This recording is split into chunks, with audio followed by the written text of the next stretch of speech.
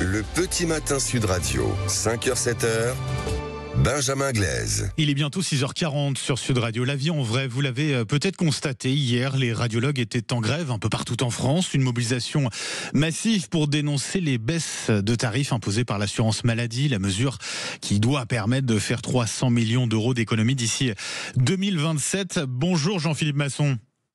Bonjour. Et merci d'être avec nous ce matin sur Sud Radio. Vous êtes radiologue à Carcassonne, président de la Fédération nationale des médecins radiologues. Avant de nous expliquer, de revenir sur les raisons de votre colère, un mot sur la journée d'hier. Comment s'est-elle passée? Est-ce que la mobilisation a été suivie par la profession?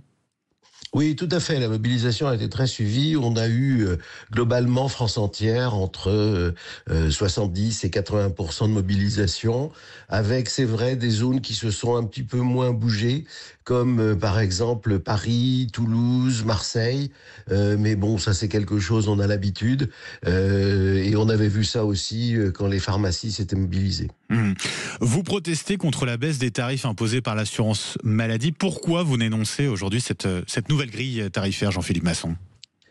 Alors en fait, cette grille tarifaire va mettre en péril un certain nombre de petites structures radiologiques avec des risques de fermeture évidents. Il y a déjà eu entre 150 et 200 cabinets de radiologie qui ont fermé ces 6 dernières années. Donc un problème de maillage territorial, et puis aussi parce que on est un secteur privé, libéral, et l'équipement qu'on achète, puisque c'est nous qui achetons les appareils, ne peut être correct que si on a des revenus, des chiffres d'affaires suffisants pour, rassurer les banques qui nous prêtent de l'argent. L'assurance maladie, vous l'avez dit, qui affirme que cette baisse ne menacera pas la viabilité d'un secteur qualifié, je cite, d'extrêmement rentable. Vous répondez quoi à cela? La radiologie n'est pas un secteur extrêmement rentable? La radiologie n'est plus un secteur extrêmement rentable.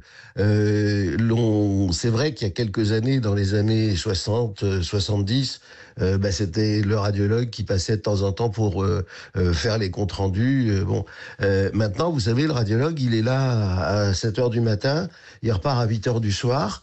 On voit beaucoup plus de patients qu'on en voyait auparavant, et ça fait quand même, depuis 10-15 ans, il y a eu 1,5 milliard de baisse tarifaire. La dernière baisse tarifaire, c'était il y a 2 ans, où les radiologues ont pris à leur charge les 200 millions de produits de contraste qu'on utilise pour les scanners et les IRM. Donc non, je crois que la caisse se trompe dans ses chiffres. Et pourtant, l'assurance maladie, notamment son directeur, Thomas Fantôme, parle de 2 rapports menés par l'inspection générale des finances et l'inspection générale des affaires sociales qui montreraient que on est encore sur un secteur aujourd'hui, la radiologie, d'extrêmement rentable.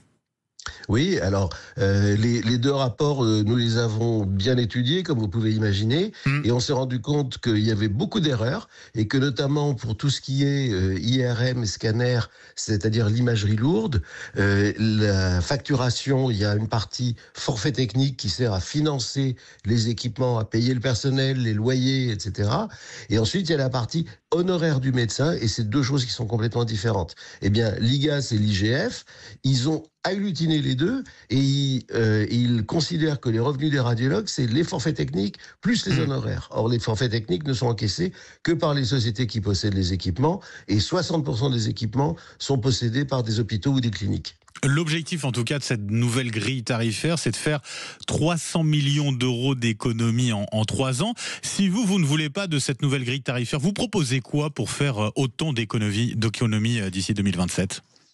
Alors nous, on a fait des propositions dès le début au mois d'avril, et notamment, nous, ce qu'on souhaite, c'est travailler mieux, c'est-à-dire faire de la pertinence, c'est-à-dire qu'il y a un certain nombre d'examens qu'on nous demande, parce que c'est pas les radiologues qui vont chercher les patients, on nous les envoie, et c'est quelquefois, ces patients sont mal dirigés, et on n'a pas besoin de faire autant de radios du dos qu'on en faisait. On avait signé un protocole en 2018 où on avait déjà lancé ça, et en 1 an, on avait fait 80 millions d'économies uniquement en diminuant la quantité d'examens lombaires, de rachis lombaires qu'on nous adressait.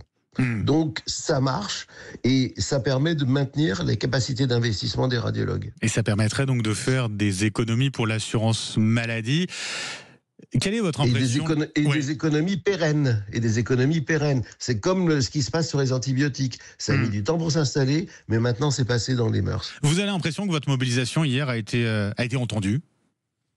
Alors écoutez, je sais qu'elle a été entendue des patients parce qu'on a eu une couverture médiatique comme jamais. Est-ce qu'elle a été entendue de la part de la Caisse? Je suis pas certain parce que j'ai un peu l'impression qu'on a en face de nous des gens un peu autistes. Le ministère, vous savez, les ministres, c'est peut-être malheureux comme terme, Jean-Philippe Masson. C'est malheureux comme terme, je suis d'accord avec vous.